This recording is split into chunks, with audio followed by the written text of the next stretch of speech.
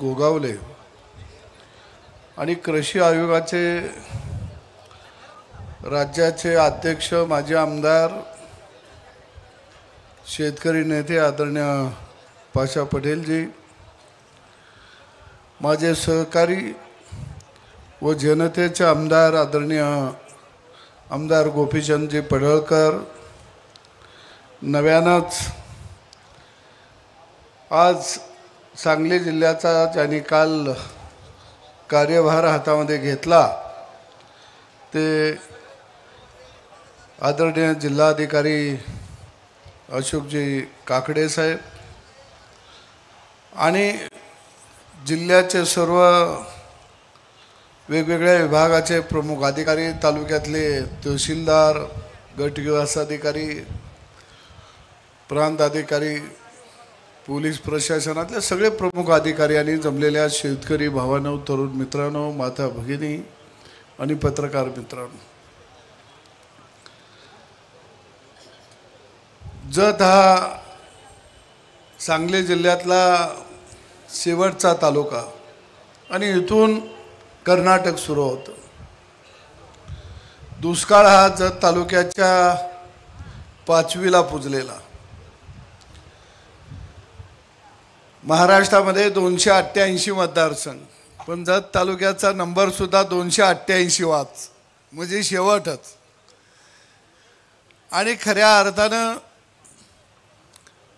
जत तालुक्यातली जनता ही कष्टाळू जनता, म्हणजे दगडासंग धडका मारायच्या हे जर कुठं शिकायचं असेल तर ते जत तालुक्यामध्ये शिकायला यावं लागेल. दगडासंग धडका मारून स्वाभिमानानं माणसं, स्वाभिमानानं समाज जर कुठं उभा असेल तर तो जत तालुक्यामध्ये उभा आहे.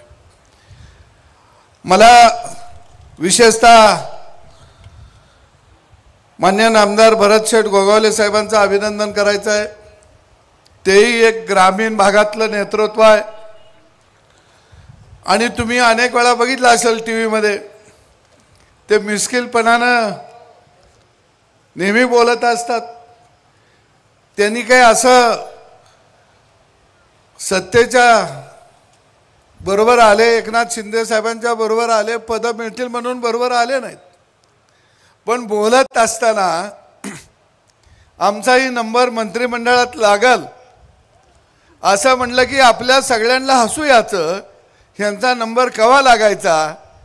परंतु त्यांचा नुसता नंबर लागला नाही तर पहिल्यांदा ते नंबर लागल्यानंतर जत तालुक्याला आले, कारण मला आता जत तालुक्याचा पहिला नंबर आणायचा आहे विकासामध्ये. मला वाटतं की सांगली जिल्ह्यातला त्यांचा हा पहिला दौरा आहे, बरोबर आहे ना शेठ? मंत्री झाल्यानंतर महाराष्ट्रातला पहिला दौरा आहे. आदरणीय देवेंद्र फडणवीस साहेबांनी महाराष्ट्रातल्या प्रचाराची सभा करताना कुठून केली? जत मधून केली.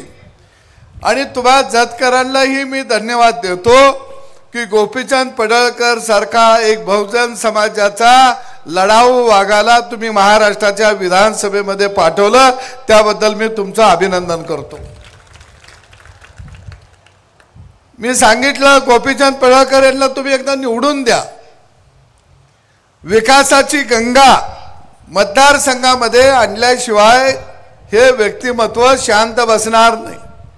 आणि म्हणून त्यांनी ओळखलं की आता विकासाची सुरुवात कशी केली पाहिजे. मी भरत शेठला आणि पाशा पटेलला सांगतो, गोपीचंद पडळकर ते चॅनेलवर ह्याच्यावर बोलताना आपल्याला वाटतं हे आक्रमक आहे, ह्याच बोलतंय, ह्याला काय कळत नाही, पण ते लय हुशार आहे, ते माझ्यापेक्षा हुशार आहे. भरत शेठ त्याच्या लक्षात आलं मागच्या दाराच्या ऐवजी पुढच्या दारानं आत घुसलं पाहिजे, म्हणजे प्रचंड हुशार आहे. बरोबर पुढच्या दारानं जनतेचा आशीर्वाद मिळवून जत तालुक्याचा आशीर्वाद मिळवून ते घरात आलं. पण मला खात्री आहे घरात ते समृद्धी आल्याशिवाय आणल्याशिवाय थांबणार नाही. मी हुशार भरत शेठ का म्हणलं माहिती आहे का? त्याला बरोबर कळलं पहिला मंत्री कोण आणायचा. त्यानं तुम्हाला आणलं, त्याच्या लक्षात आलं की लक्ष्मी ह्याच्या पायात आहे. आणि मग पहिल्यांदा लक्ष्मी पुत्राला आणलं पाहिजे तर माझ्या जत तालुक्याचा विकास होऊ शकतो हे ओळखलं. आणि आम्ही दोघंच भरत शेठला भेटायला गेलो. पाशाभाऊ आम्ही गेलो, दरबार भरलेला होता, प्रचंड माणसं, सामान्य माणसं भरत शेठच्या दरबारामध्ये होती.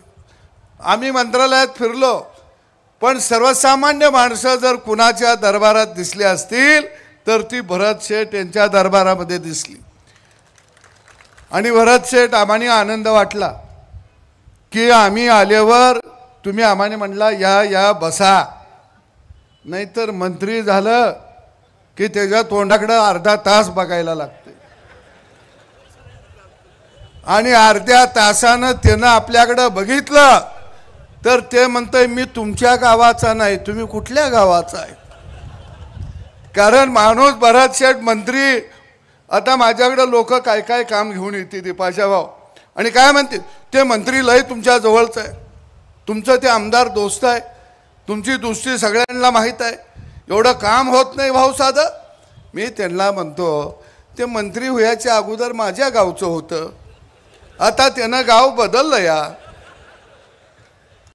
कारण मंत्री व्हायच्या अगोदर ते माझ्यावर गाईचं म्हशीचं दूध प्याचं, आता ते डुकरीनीचं गाढविणीचं दूध प्यायला लागलं या.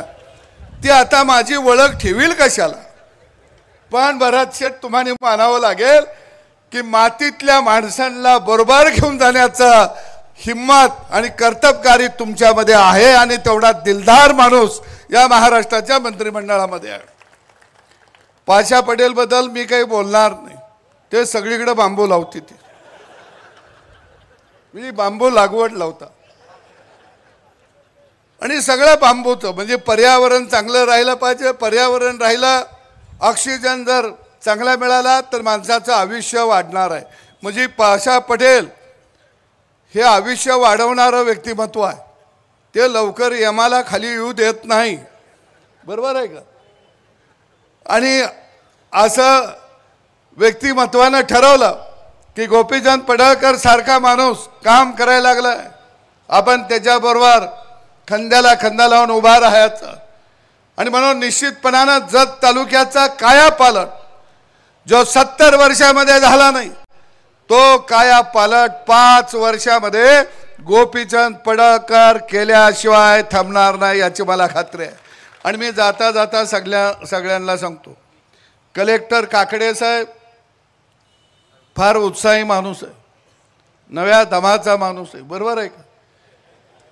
पाशा पटेल साहेब लय जबरदस्त कलेक्टर साहेब आहेत, नाद करायचा नाही, कामाला लागलं की ते झोपतच नाही. कलेक्टर साहेब रात्री केलं तरी काय भाव काय चाललंय 2 वाजता मग मला कळलं की हो गडिया आमच्याच गावाचा दिसतोय. नाहीतर IAS अधिकारी झालं की ती हायपायच राहते, ती दॅट व्हॅट करत, आम्हाला दॅट बी कळत नाही व्हॅट बी कळत नाही. कारण जोपर्यंत मातीशी समरस असणारी माणसं कामाला लागत नाहीत तोपर्यंत गावाचा विकास होऊ शकत नाही. आणि म्हणून मला आवडलं पडळकर साहेबांची सगळी अधिकाऱ्यांची टीम चांगली आहे, ते सगळ्यांना बरोबर घेऊन काम करते. ती मी गोपीचंदजींनी सांगितलं तेवढं सरपंचांना सांगतो, विरोधी पक्षाची लोक आली नसतील तर त्याला सांगतो, जर तुम्हाला जत तालुका विकासात्मक बनवायचा असेल तर भरत शेठ यांचंच खातं विकासाच्या वाटेवर घेऊन जाऊ शकतं. फक्त गड्यानो तक्रारी करू नका. नाही आपल्याकडं लय वाईट आहे, रस्ता सुरू झाला तो JCPनंच केला, तो पोखल्यांनाच केला, तिथं माणसंच नव्हती, ती गावात विद्वान लई, बिडी वडायला पैसे नाहीत, पण प्रत्येक गावात ती जात वरनं आली आज खाली, त्या जातीला काहीच काम नसतं. या सकाळ उठलं की गावाची मापं काढायची, काय काय गडी पिशवीन कागद घेऊन हातातच असते, ती तुझ्या आता अर्ज देतो तुला दाखवतो. या सगळ्या चतुर पक्षांना सांगतो, थोडं दिवस काशीला जावा आणि जत तालुक्याचा विकास करा. आणि तुम्ही बी सांगा या अर्ज लिहिणाऱ्यांना, हे म्हणजे ड्रमला मागं टाकते ती एवढ्या अवलाद आहे गावात अर्ज लिहिणारी. हे कुठेतरी आता थांबवा सगळ्यांनी. आणि अर्ज लिहिणारांनी, लेखणी चालवणारांनी जत तालुक्यातल्या जनतेच्या हातातला उसाचा कोयता खाली पडला पाहिजे, याच्यासाठी आता लिखाण करावं असं मी आपल्या सगळ्यांना आवाहन करतो. जत तालुक्यातल्या तरुणाच्या चेहऱ्यावरती हास्य फुलावं, याच्यासाठी आपण संघटितपणानं सगळ्यांनी काम करूया. निश्चितपणानं राज्य सरकार आपल्या बरोबर आहे.